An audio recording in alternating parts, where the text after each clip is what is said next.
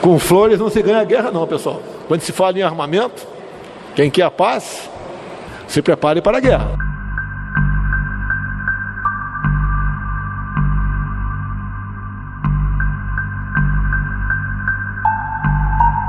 Essa é só mais uma entre tantas declarações do presidente Jair Bolsonaro, nas últimas semanas, com o intuito de energizar sua base de apoio para as manifestações deste feriado de 7 de setembro.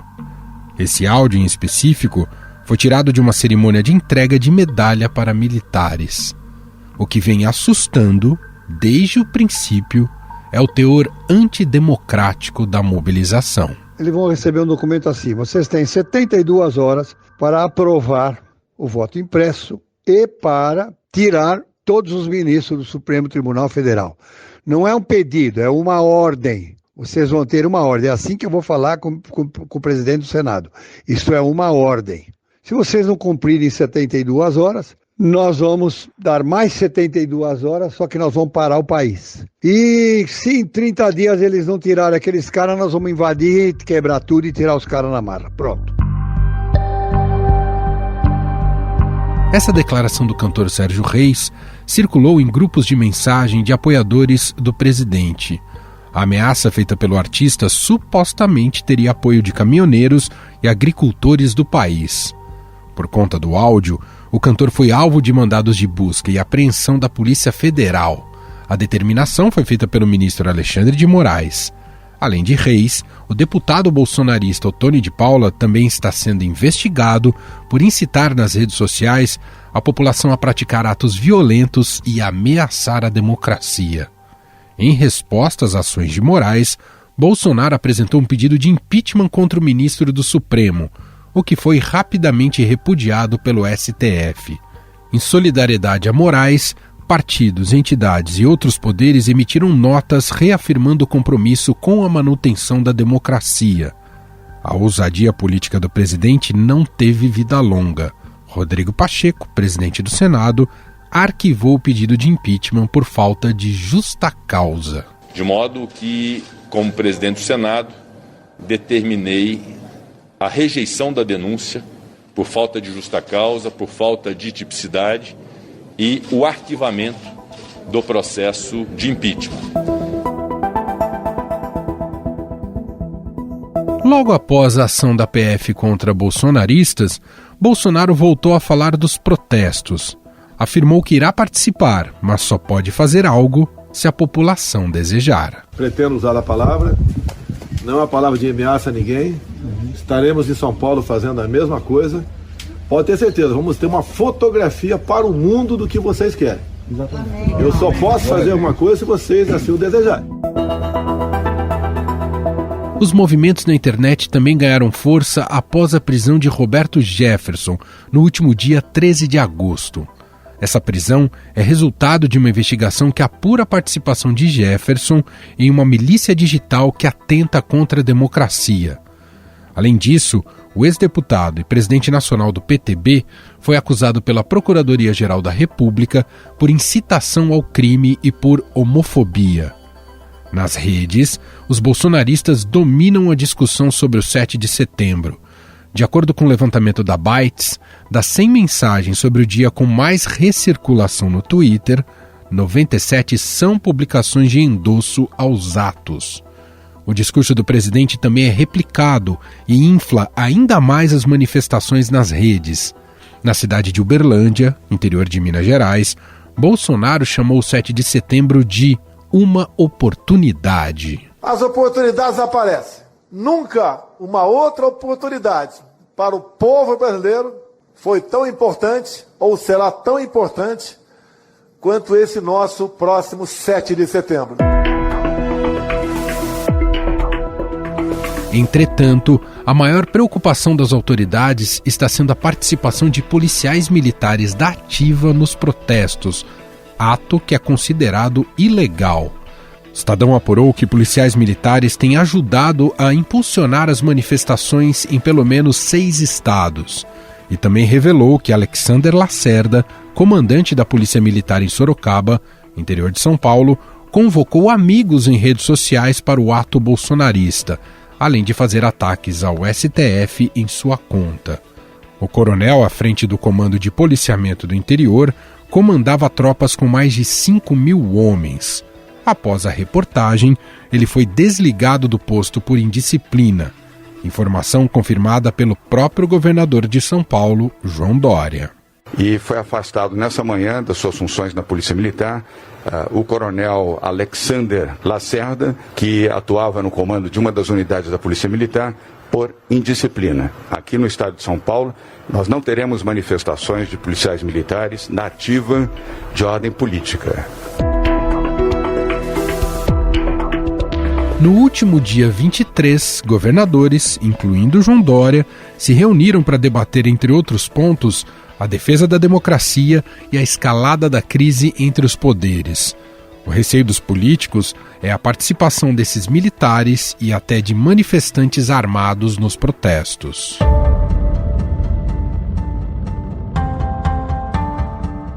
Além de policiais, o 7 de setembro deve também mobilizar outros grupos do bolsonarismo raiz. E quem nos explica mais sobre a composição e o perfil dessa mobilização é o repórter do Estadão em Brasília, Felipe Frazão.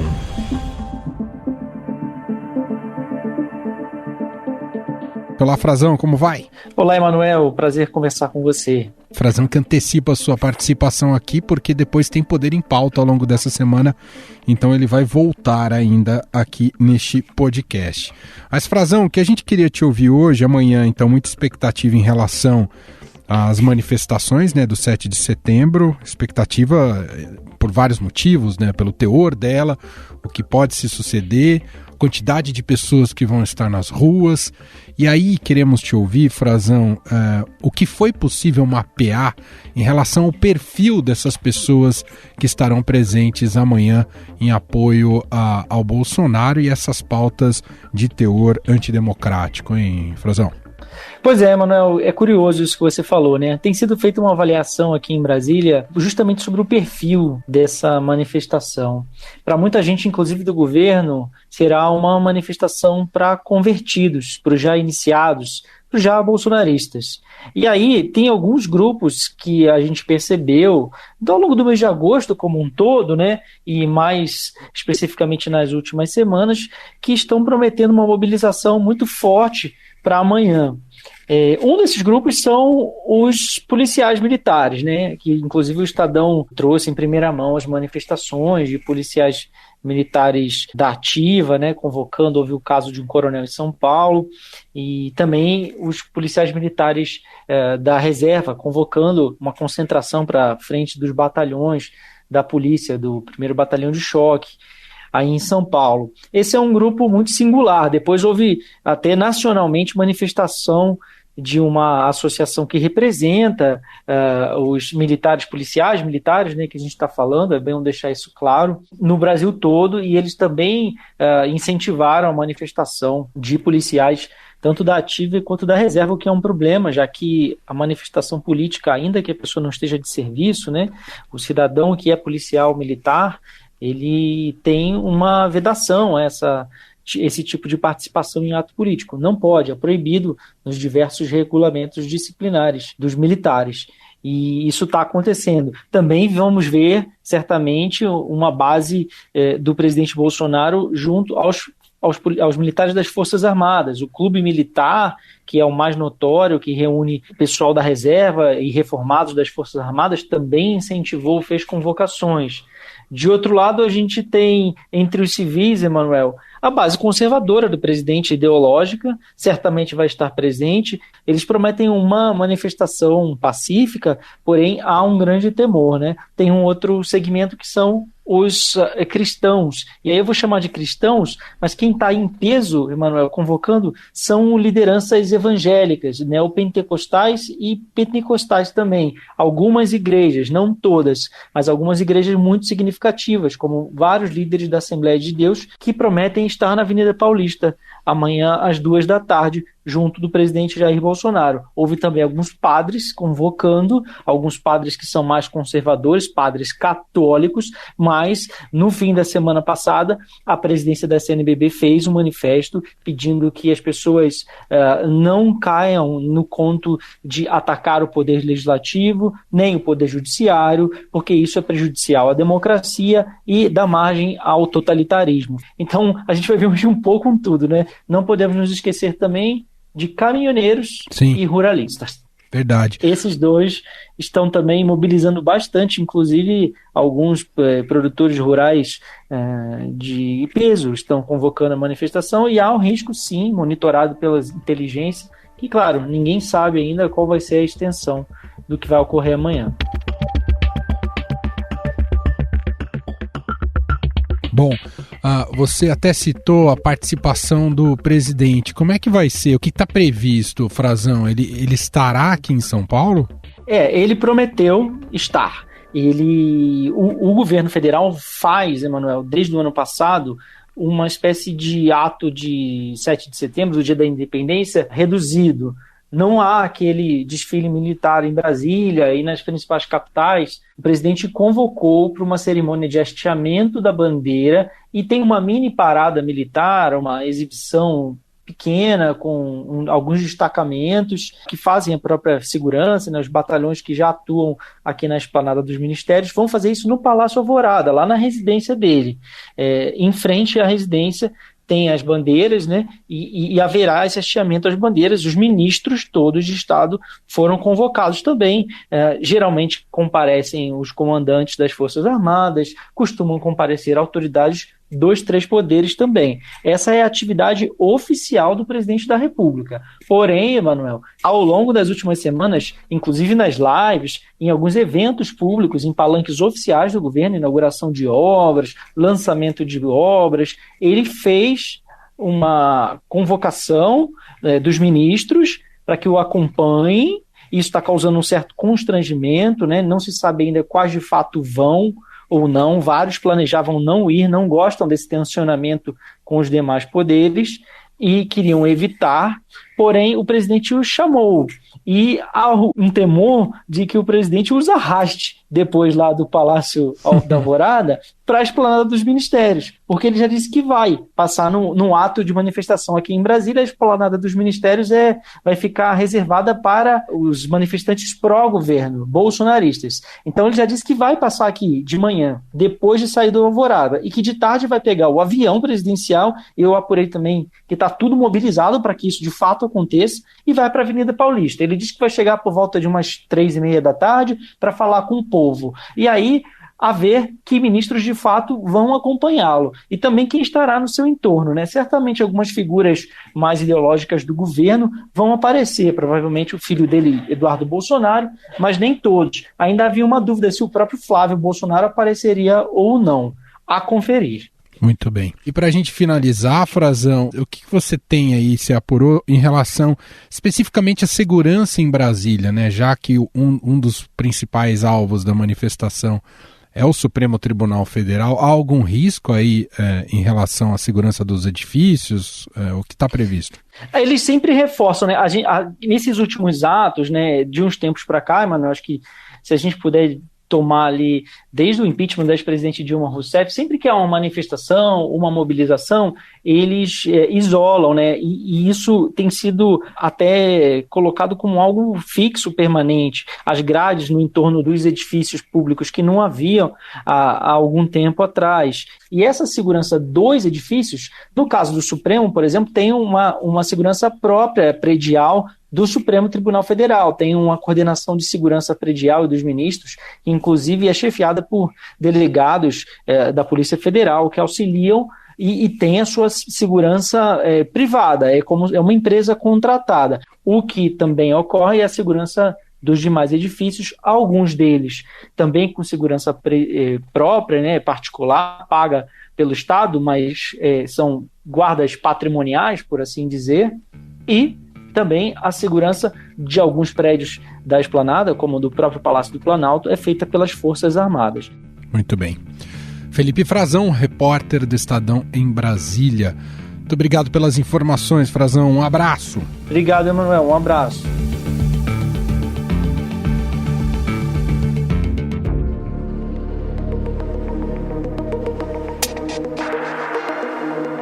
Ao menos 16 estados já têm manifestações programadas.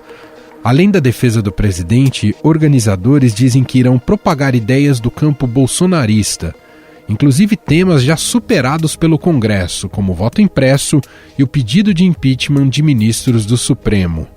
Contudo, uma nova estratégia está em curso: usar a palavra liberdade como a principal motivadora das manifestações. E quem analisa aqui com a gente o cenário turbulento para este 7 de setembro e como ele pode colocar em risco a democracia brasileira é o cientista político e professor da FGV, Cláudio Couto. Tudo bem, Cláudio? Seja bem-vindo mais uma vez por aqui. Tudo bom, Emanuel? E você? É sempre um prazer vir aqui conversar com você. Professor, que desafio está colocado para o Brasil e para a democracia brasileira em relação a essas manifestações deste 7 de setembro? Olha, acho que está, primeiro de tudo, colocado resistir, porque claramente não são manifestações convencionais, né? Não são manifestações normais num contexto democrático, já que elas estão sendo chamadas para pressionar poderes, como o Poder Judiciário, a não cumprirem suas funções, mas a se curvarem às vontades do presidente da República. E quando se tem isso, deixa-se de ter democracia. Então, é uma manifestação antidemocrática pelo tipo de demanda que ela faz. O presidente, inclusive, na última sexta-feira, né, numa manifestação, mais uma das manifestações que ele costuma fazer, disse que o 7 de setembro seria um ultimato a duas pessoas, e estava muito claro pelo contexto, até porque ele tinha acabado de falar do Supremo, que ele se referia aos ministros Luiz Roberto Barroso e Alexandre de Moraes, que essas duas pessoas teriam que voltar para o seu lugar, que acatar a vontade do povo, e que isso era um ultimato. É realmente algo inaceitável num regime democrático que um presidente da República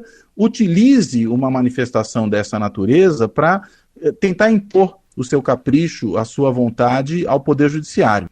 E ainda completou, né? Olha, isso não sou eu que estou pedindo, é o povo que está pedindo.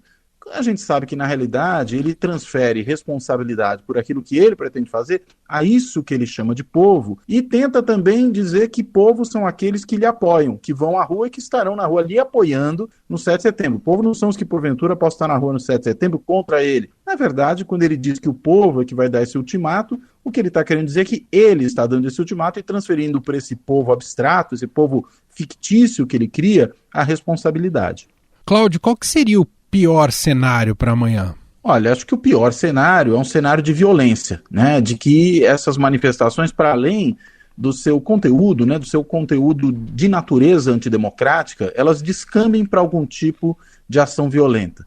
Houve muita discussão sobre a possibilidade de aparecerem pessoas armadas nessas manifestações, o que seria algo impensável em qualquer contexto político democrático, né? Ninguém vai a uma manifestação democrática portando armas. Armas você leva quando você vai para uma guerra ou quando você vai para um enfrentamento, enfim, de matar ou morrer, né? É disso que se trata. Então, manifestações democráticas não comportam pessoas armadas. Essa é uma primeira coisa. A segunda, né, e relacionada a essa primeira, mas acho que as duas não precisam estar totalmente confundidas. Policiais inclusive da ativa, das polícias militares estaduais, que poderiam essas manifestações, não só portando suas armas, mas apoiando o governo na condição de policiais. O que também é um problema, porque se usa o instrumento armado do Estado, a violência estatal, para dar apoio a um governo contra não só os seus opositores, o que já seria grave o suficiente, mas também contra os demais poderes da República, que não se curvam aos caprichos presidenciais. O senhor entende que para a oposição seria melhor não ir às ruas amanhã para se evitar confrontos? Eu acredito que sim. Eu acho que, na realidade, muito embora a oposição afirme, e acho que tem razão a afirmar isso, pelo menos os setores da oposição, né, afirmam que o 7 de setembro já era um dia há muito tempo utilizado por movimentos sociais da esquerda, para o grito dos excluídos, né? E que não seria justo abrir mão disso em prol das manifestações bolsonaristas. Eu acredito que, na realidade, o fato é que os bolsonaristas marcaram isso para o 7 de setembro, também levando em consideração isso. Ou seja, que é uma data que vem sendo, nos últimos anos, seguidamente utilizada por movimentos progressistas ou movimentos de esquerda para o grito dos excluídos. Então, é uma oportunidade de ouro para aqueles que querem enfrentamento, para aqueles que querem confusão. Eu acho que a oposição não deveria cair nessa cilada, não só essa que tem ido às ruas já há muitos anos, mas mesmo outros setores da oposição que possam querer ir à rua nesse momento. Eu acho que não vale a pena cair na provocação daqueles que pretendem criar confusão, pretendem criar conflito, para depois justificar alguma medida de força.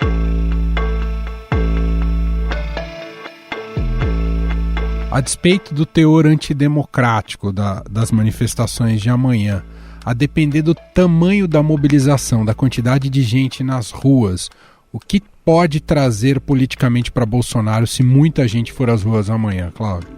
Olha, se muita gente for às ruas, é um ganho para Bolsonaro, isso é inegável, e eu acredito que vai muita gente às ruas, porque toda a mobilização que o bolsonarismo está produzindo em torno desse evento é imensa, inclusive, aparentemente, com muito dinheiro colocado aí, porque nós vemos caravanas saindo de diferentes lugares do país e se dirigindo a Brasília e a São Paulo, ou seja, se escolheram duas cidades como cidades que serão os demonstradores desse apoio, as demonstradoras desse apoio ao presidente Bolsonaro por parte dos seus movimentos. Então, deve realmente ter muita gente, pelo menos para a foto, para o filme que vai se fazer nesses dois lugares. Então, acho que, desse ponto de vista, haverá sim um apoio ao presidente. E aí, o que ele vai tentar extrair disso? Essa ideia, essa narrativa que ele tem repetido quase que de maneira nauseante, de que o povo está com ele e que o povo pede aquilo que ele está dizendo que o povo pede. Cláudio, em alguma medida isso pode ser encarado como um teste para Bolsonaro no intuito de melar as eleições no ano que vem? Olha, em parte sim, né? A gente pode dizer que todos esses eventos que o presidente tem produzido, eles são uma mistura de provocação, acúmulo de algum tipo de forças junto a um setor da sociedade e teste. São mesmo eventos testes, embora não creio que sejam apenas eventos testes. Acho que eles são isso, mas eles são mais.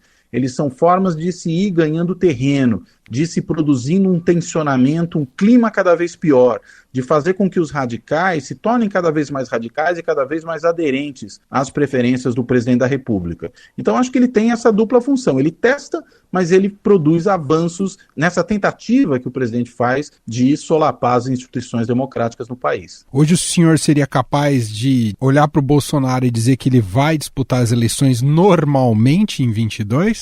De modo algum, né? Pelo menos os sinais que ele dá é de que não há normalidade nenhuma. Isso não chega exatamente a ser uma grande surpresa, porque nós estamos falando de um político que não é um político normal, né? Nunca foi, né, ao longo de toda a sua trajetória parlamentar, né, os seus 7 mandatos de deputado, mais meio mandato de vereador. Ele sempre foi aquele político que se notabilizou pelo discurso de ódio, pelo ataque violento e virulento aos seus adversários, por preconizar a volta da ditadura militar, a tortura, o assassinato de adversários políticos, tudo esse tipo de coisa. Então, veja, não é um político normal, não teria como ser um presidente normal, a não ser que ele tivesse, digamos, uma epifania e virasse outra pessoa após sentar na cadeira da presidência da República, o que, cá entre nós, seria muito improvável, porque, inclusive, ele se veria muito mais poderoso a partir desse momento do que foi antes. Então, nunca teve um governo normal, e agora, quanto mais acuado ele está, mais enfraquecido ele está, como as pesquisas de opinião pública têm mostrado, e mais disposto ele está a caminhar para uma ruptura, mais anormal tudo se torna, inclusive a eventual candidatura dele. Vai ser uma candidatura, na verdade, para tumultuar também as eleições, se é que a gente vai chegar a 2022 com o Bolsonaro ainda disputando eleições, porque de duas uma também, né? Ou ele vai para as eleições e tumultua as eleições, ou ele nem chega lá, né? Seja porque vai tentar uma ruptura institucional antes, seja porque vai desistir no meio do caminho. Nesse sentido, o Supremo Tribunal Federal precisa estar pronto para dar uma resposta, se for o caso, uma resposta drástica, a depender do que ocorrer nessas manifestações, Cláudio? Olha, eu acredito que sim, acho que essas respostas já vêm sendo dadas e acho que, inclusive, não bastaria que fosse só o Supremo, né? Até o Procurador-Geral da República, né, que já foi chamado até de poste-geral da República, tão alinhado que ele estava ao presidente Bolsonaro, começou a dar alguns sinais de que pode se posicionar de outra forma, talvez porque tendo sido reconduzido e percebendo que Bolsonaro provavelmente não será presidente no próximo quadriênio, não teria como lhe beneficiar, já começa, por exemplo, a defender posições opostas ao governo, como fez na questão do marco temporal, das demarcações de terras indígenas. Então, se o Procurador-Geral da República, que até hoje se omitiu, obrigando o Supremo a ser muito mais ativo do que deveria, agir e o Supremo reagir, há sim probabilidade de haver resposta a qualquer situação mais excessiva que se verificar, né, no 7 de setembro. E, claro, a outra coisa que eu ia mencionar é o Poder Legislativo precisa agir, né? O presidente Lira, da Câmara dos Deputados, tem ali uma penca de pedidos de impeachment. O presidente já cometeu todos os crimes de responsabilidade possíveis e imagináveis. E está a cometer outros agora com essa incitação à desordem, essa incitação ao ataque às instituições democráticas. Então, seria mais uma justificativa para ser posto um freio nele, com base no processo de impeachment. Bom, para a gente finalizar, diante desse momento tão delicado para a nossa democracia e para a estabilidade do país, é preciso ter um olhar atento de como as Forças Armadas vão se comportar nesses próximos dias também, Cláudio? Eu acredito que sim, Manuel, e acho que tem que se olhar muito para as Forças Armadas, tanto por razões, digamos, positivas como negativas, explicando melhor o que eu estou querendo dizer. Tanto porque as Forças Armadas podem ser chamadas a conter excessos de outros grupos armados, né, de eventuais rebeliões ocorridas dentro de setores das polícias estaduais, as polícias militares, onde há mais apoio ao bolsonarismo, seja algum tipo de ação armada de milícias, né, ou desses grupos civis que foram armados pela distribuição a rodo de armas e munições durante esses 2 anos e meio de governo Bolsonaro. As Forças Armadas podem ser chamadas positivamente a agir para conter isso. E negativamente, as Forças Armadas devem se eximir de qualquer tipo de atuação de ruptura da ordem, né? Elas não podem, por exemplo, esposar os delírios, os devaneios autoritários do presidente para lhe dar suporte a uma tentativa de se manter no poder a despeito do que a lei determina, por meio da violência. Isso seria realmente uma tragédia e acho que conduziria a uma onda de violência política muito grande.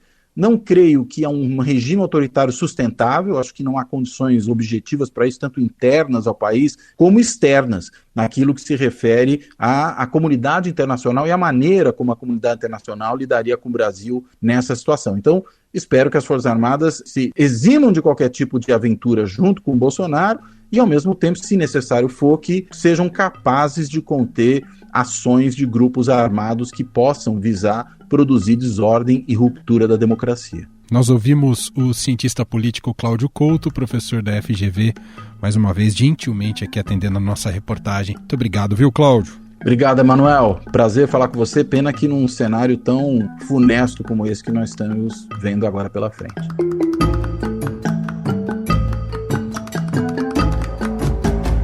Estadão Notícias. E este foi o Estadão Notícias de hoje, segunda-feira, dia 6 de setembro de 2021. A apresentação foi minha, Emanuel Bonfim. Na produção, edição e roteiro, Jefferson Perleberg, Júlia Corá e Ana Paula Niederauer. A montagem é de Moacir Biasi. E o diretor de jornalismo do Grupo Estado, João Fábio Caminoto. Para conversar com a gente, o nosso e-mail é podcast@estadão.com. Um abraço para você, uma excelente semana e até mais.